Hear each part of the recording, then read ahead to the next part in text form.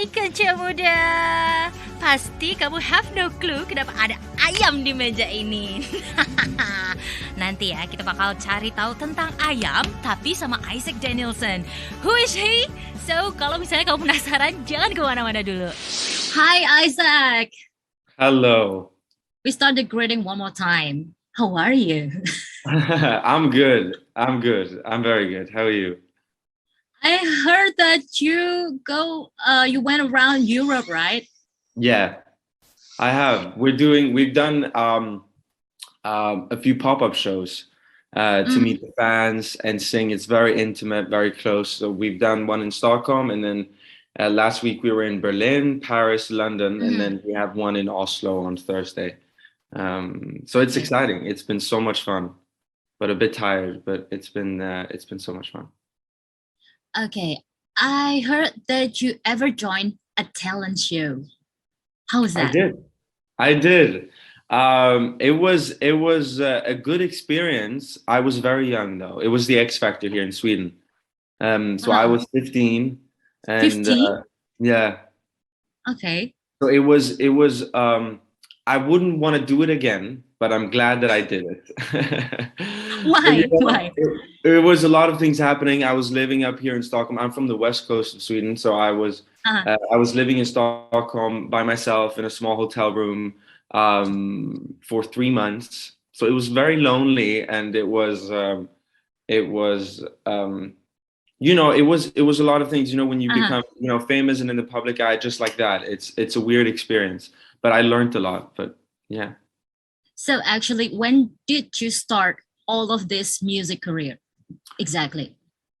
I think it was after that when I started releasing music. But I've always wanted to do music since I was very little. I've always sung and wanted to be a singer and wanted to write music. But I think it was 2013 when I started, really, starting my career, I guess, or trying to make it somehow. Did you really want to join that talent show, or someone asked you to join that? No, I did. We lived in England, and X Factor is huge in England, and then we've had Idol in Sweden. So when I came back to Sweden, when we moved back, they did X Factor, and I was like, I have to be on the X Factor. So I did want to do it. I really did. It was, but I didn't think I was gonna get as far as I did. So I thought that it was just a fun thing, and then you kind of see what happens. But then I got to the final, so I did the whole show, which I don't think I thought what was gonna happen, and all that. But it was amazing. I really enjoyed it. And you ever sang Adele's song, right? I did. I sang My Song, and I sang Idol.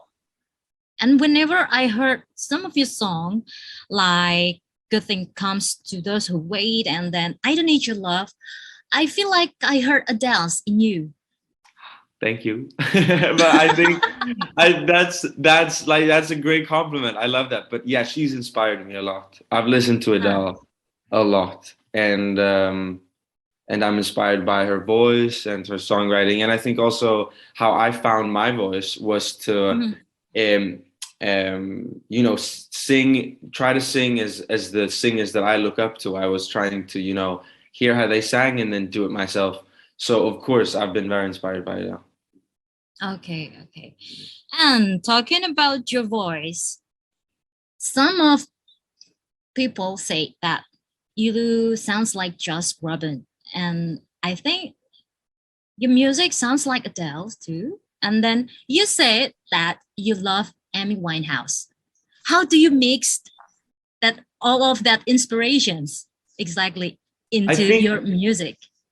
Well, I think I just do. I think it's a good thing I think the mix of it all kind of creates your own.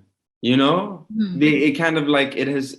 I've been inspired. I've taken a little bit from everything, and then I try to make my own, sound, my own voice, my own kind of songwriting, and yeah. So I've just taken the bits that I like the most from my favorite singers and songwriters, and then it's just become Isak Danielson.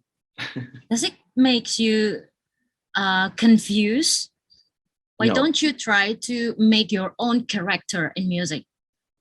No, but I do. It's not like I have to.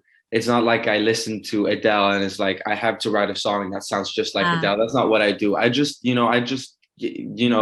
get inspired, which I think is important. When you're an artist, whatever you do, if you paint, if you take photographs, if you dance, if you sing, if you write music, it's good to be inspired. So I don't try to sound like them or try to write something that's, I want to be me, but I just take inspiration. Okay. Whenever I heard your Let Somebody Go, I burst into tears. Oh, honestly. That is so sweet. So,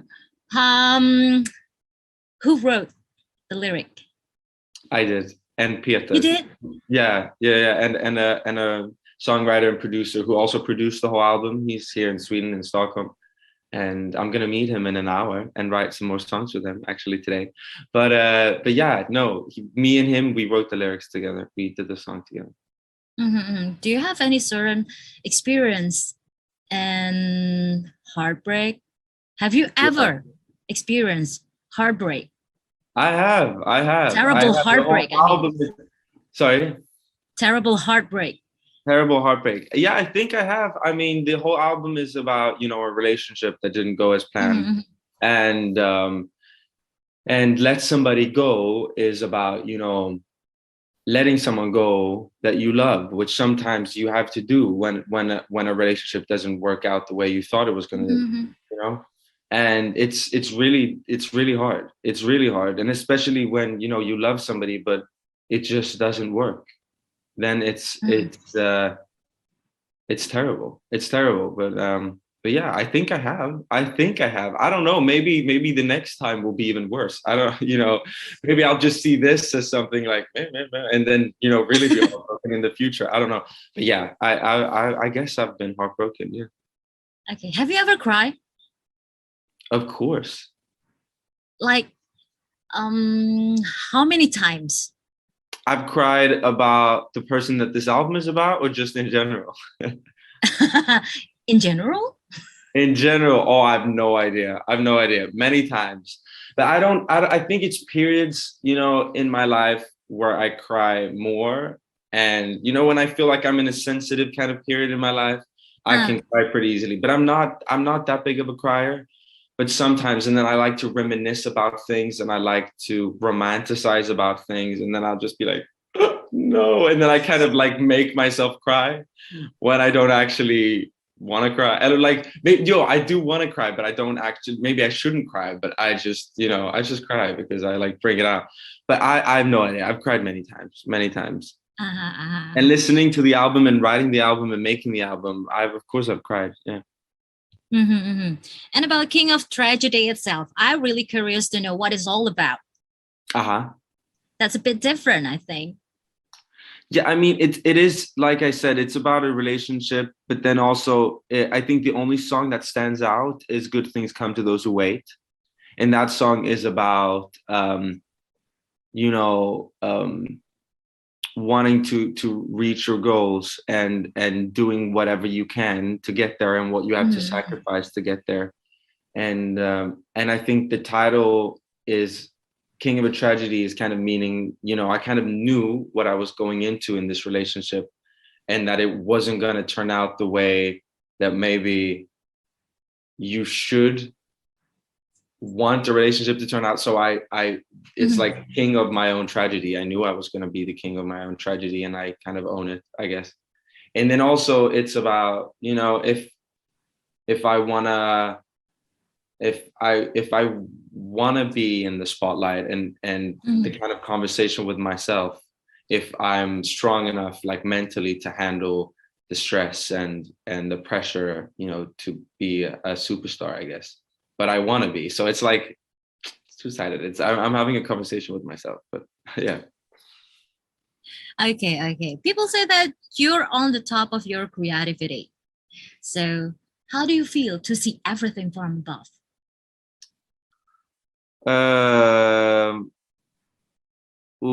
I don't know. That's a difficult question.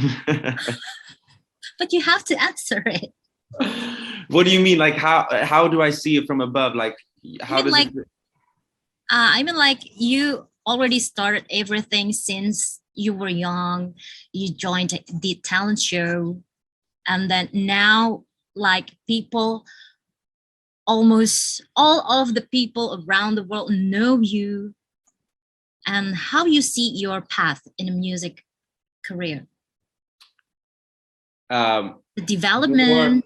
development. I just want more, and I want to get better. I wanna travel the world, and I want to Mhm. go as far as my music lets me.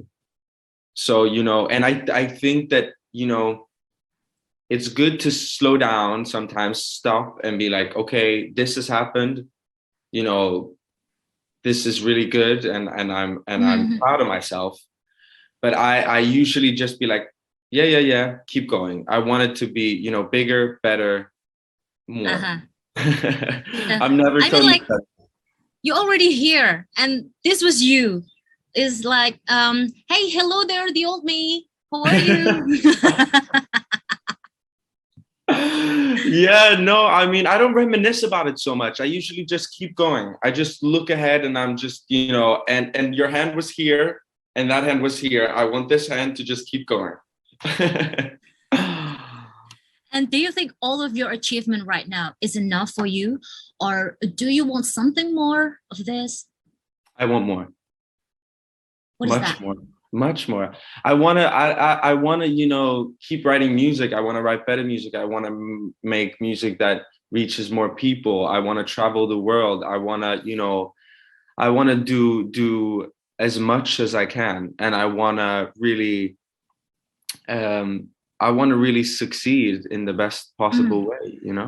And I feel like I'm on the way, but I'm not there. Ah, okay, okay.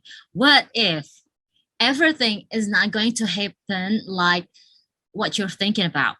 What are you Uh-huh. going to do? I'll become a farmer. Farmer. No, but it will. It will. You have to also manifest, and Uh, you have to believe in yourself to 100%. I think uh-huh. that's the most important thing. So in my head, it will happen. And it's not like I'm gonna, if I'm not gonna be totally depressed if it doesn't, but the only thing in my head says, the only thing, it's just that it will happen. And Mhm. yeah, you have I to love your believe. backyard, by the way. Oh, you Yeah, do? yeah, I watch your YouTube channel, and yeah, that's so green. And you have a dog I and do. chickens. Really? Yeah. Yeah. I don't have chickens anymore because I Ah, don't I can't have them anymore, but I do have a dog. I have two dogs. two And then dogs. yeah, and then I've grown up with having chickens. I've had geese, I've had ducks, I've had, all kind of like birds you can think of. But I love Okay. chickens. I love chickens. They're so big anyway. I know, they're huge. I have the Brahma chicken. So the Brahma chicken is the biggest breed of chicken, and it's huge. Like but they're very calm, they're very sweet, they're very social, They're they're an amazing sweet. breed. How sweet are they? They are so sweet. What do you think that they're so sweet? I That's don't hey, know. chicken. They're chicken. I know, I don't know, but it's just I'm just fascinated with chickens. I don't know. It started when I was 7 years old, and I Ah, saw a teacher. I saw a teacher hatch chickens. Like she brought an incubator to school, so we got to see the eggs hatch to be a chick. And since then, I've just been so fascinated by chickens. So I've had all different kind of breeds, and I've loved it. that's nice. Hi, this is Isak Danielson, and you're listening to Geronimo FM. and you, Geronimo.